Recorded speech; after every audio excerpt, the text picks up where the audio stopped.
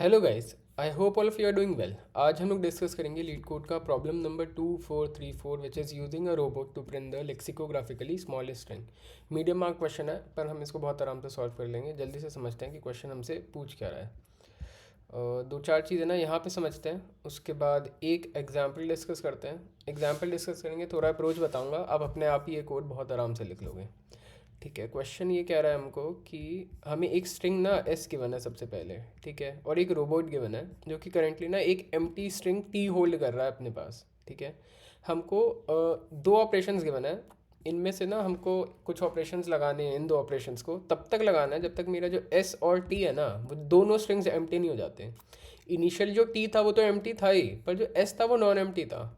और मेरे को ये दो ऑपरेशंस, ये वाला और ये वाला, तब तक लगाना है जब तक मेरा एस और टी दोनों एम्प्टी नहीं हो जाता।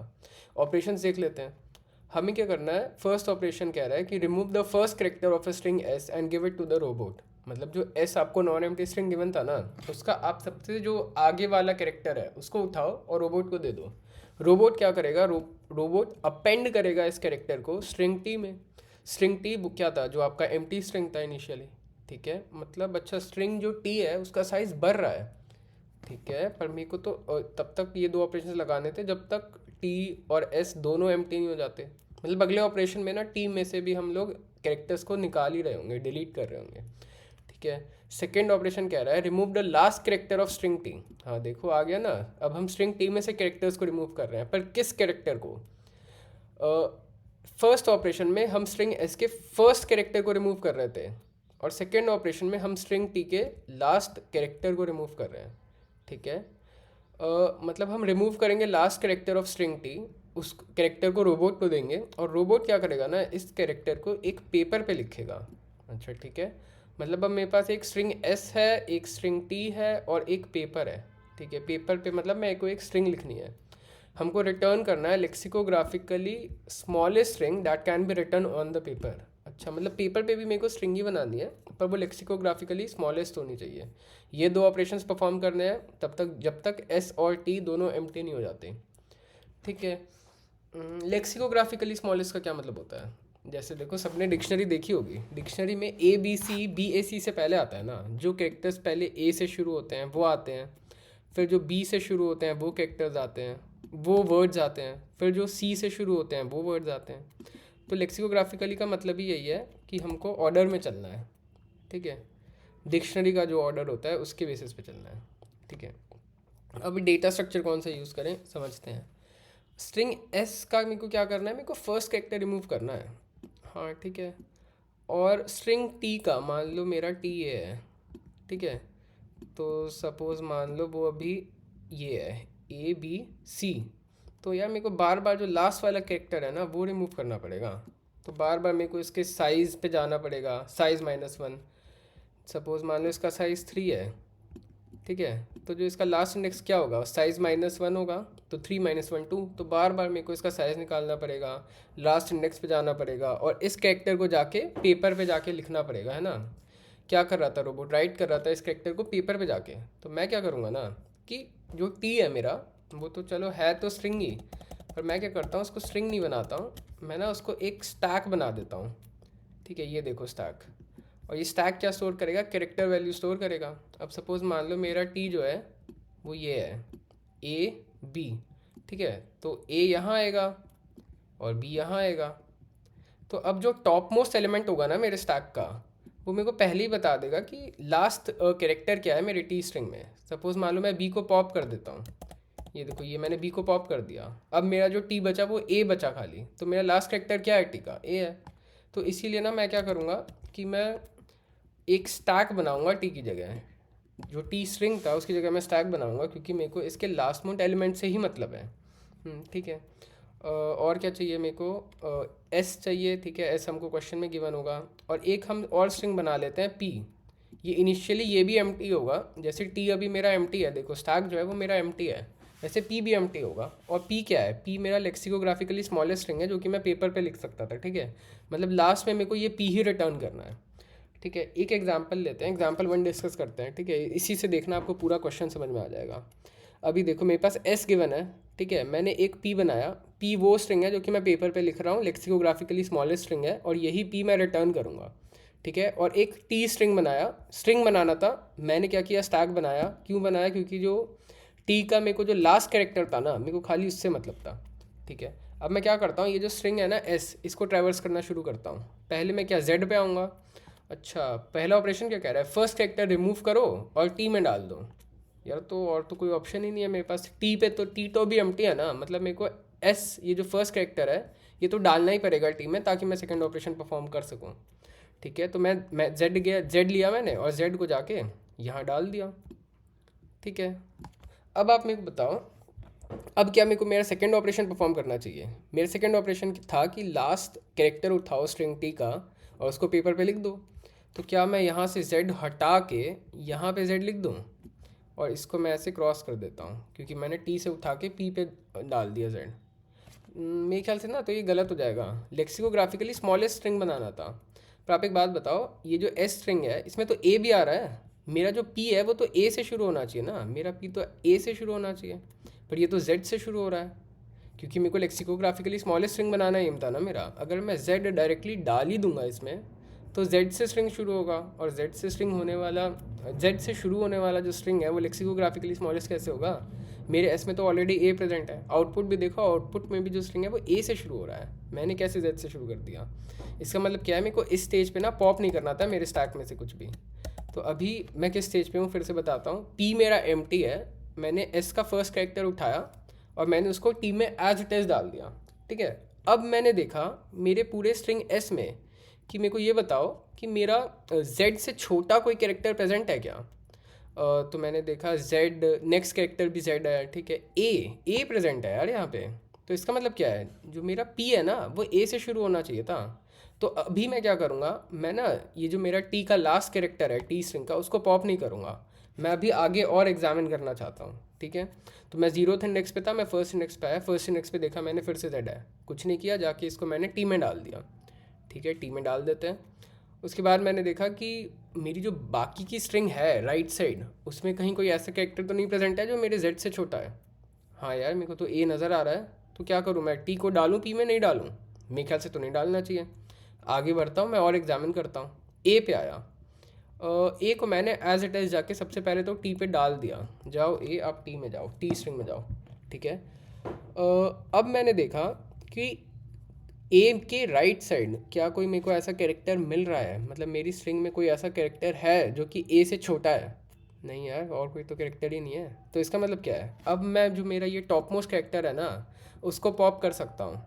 टॉप पे जो कैरेक्टर होगा ना वो लेक्सिकोग्राफिकली जो स्मॉलेस्ट पॉसिबल कैरेक्टर होगा वही होगा, ठीक है। तो मैं जाके ए को डाल देता हूँ, ए को यहाँ डाल दिया, ए को पॉप कर दिया। अब ए से आगे बढ़ते हैं यार, आगे तो कोई स्ट्रिंग ही नहीं, आगे तो कोई कैरेक्टर ही नहीं बचा, मतलब मैंने पूरे एस को ट्रैवर्स कर लिया है। तो मेरा जो स्ट्रिंग बना वो पी बना, और मेरे टी में अभी भी दो जेड पड़े हुए हैं, तो क्या करूँ, मैं ए रिटर्न कर दूँ? नहीं यार, ए क्यों रिटर्न करूँगा।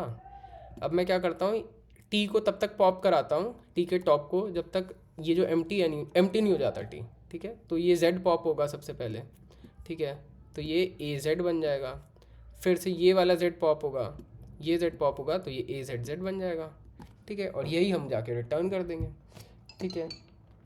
ये आपको इतना समझ में आ गया होगा, आई होप 20 30 40 कितना भी आया हो। अब जो आगे समझाऊंगा ना एक एग्जांपल लेके, उसमें आपको पूरा 70 80% क्लियर हो जाएगा, कोड बताऊंगा तो 100% क्लियर हो जाएगा, ठीक है। जल्दी से एक और एग्जांपल पे आते हैं, ठीक है, ये हम लोग यहाँ डिस्कस करते हैं। अब जो मेरी स्ट्रिंग गिवन है एस, वो मेरी ये है, ठीक है, BAC। जो मेरा टी था, यहाँ पे देखो टी जो था वो मैंने स्टैक बनाया था ना, तो जो टी है वो मैं स्टैक ही बनाऊंगा। अब एक काम और करूँगा मैं यहाँ पे जो क्वेश्चन स्टार्ट करने से पहले, अप्रोच स्टार्ट करने से पहले मैं क्या करूँगा, इस पूरे एस स्ट्रिंग को ट्रैवर्स करूँगा और हर एक कैरेक्टर की ना फ्रीक्वेंसी स्टोर कर लूँगा ये फ्रीक्वेंसी वेक्टर में। 26 साइज़ का होगा, 26 साइज़ का इसलिए होगा क्योंकि खाली इंग्लिश लोअर केस लेटर्स हैं, 26 लेटर होते हैं ना, I am not sure, check करके बताना 26 ही होते हैं, गलत बता रहा हूँ मैं, ठीक है। तो एक फ्रीक्वेंसी वेक्टर बना लूँगा, तो BAC का अगर मैं फ्रीक्वेंसी वेक्टर बनाऊँगा तो क्या आएगा, ए की फ्रीक्वेंसी 1, बी की 1, सी की 1, ठीक है। ये अब मेरे को पता है काम कहाँ आएगा, जब भी सपोज मान लो जेड पे था तो मैं क्या कर रहा था, मैं पूरी स्ट्रिंग में जाके देख रहा था कि यार कोई और छोटा कैरेक्टर तो नहीं प्रेजेंट है, तो वो काम यही कर देगा ना, ये वाला वेक्टर। मैं बार बार क्यों पूरी स्ट्रिंग को ट्रैवर्स करूँ, मैं जो ये फ्रीक्वेंसी वेक्टर है जाके इसको ट्रैवर्स कर लूँगा। हाँ ठीक है। और क्या चाहिए था, और क्या बनाया था मैंने ये पी वेक्टर बनाया था, पी वेक्टर नहीं सॉरी पी स्ट्रिंग बनाया था। ठीक है, तो पी स्ट्रिंग इनिशियली एम्प्टी था। ठीक है, अब देखो क्वेश्चन में क्या बोला था, एक एस गिवन होगा, टी एक एम्प्टी स्ट्रिंग आपको गिवन होगी, और पी आपको वो जो पेपर पे स्ट्रिंग बना रहे हो ना वो है, और यही आपको रिटर्न करना है, ये लेक्सिकोग्राफिकली स्मॉलेस्ट होना चाहिए।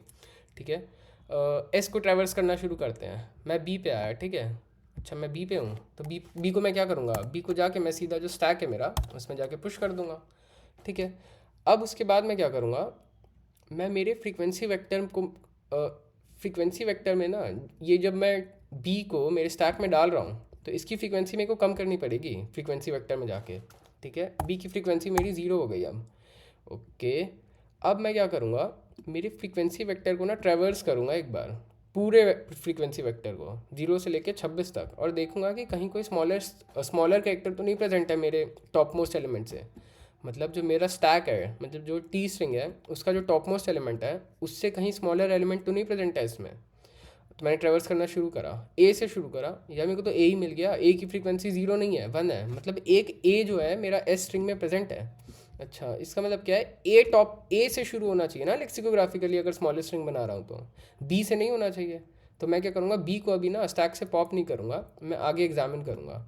ठीक है, तो मैं आगे आया बी से, अब मैं ए पे आ गया। ठीक है, ए को पहले क्या करूँगा, सीधा सीधा जाके पुश बैक कर दूंगा मेरे स्टैक में, और एक काम और करूँगा, इसकी फ्रीक्वेंसी को कम करूँगा। ठीक है, उसके बाद मैं क्या कर रहा था, उसके बाद मैं चेक कर रहा था कि जो भी मेरे स्टैक का टॉप मोस्ट एलिमेंट है कहीं उससे छोटा एलिमेंट मेरे ऑलरेडी स्ट्रिंग में तो नहीं प्रेजेंट है। तो मैं वो कैसे पता लगाऊंगा, फ्रीक्वेंसी वेक्टर को पूरा ट्रैवर्स करके पता लगाऊंगा।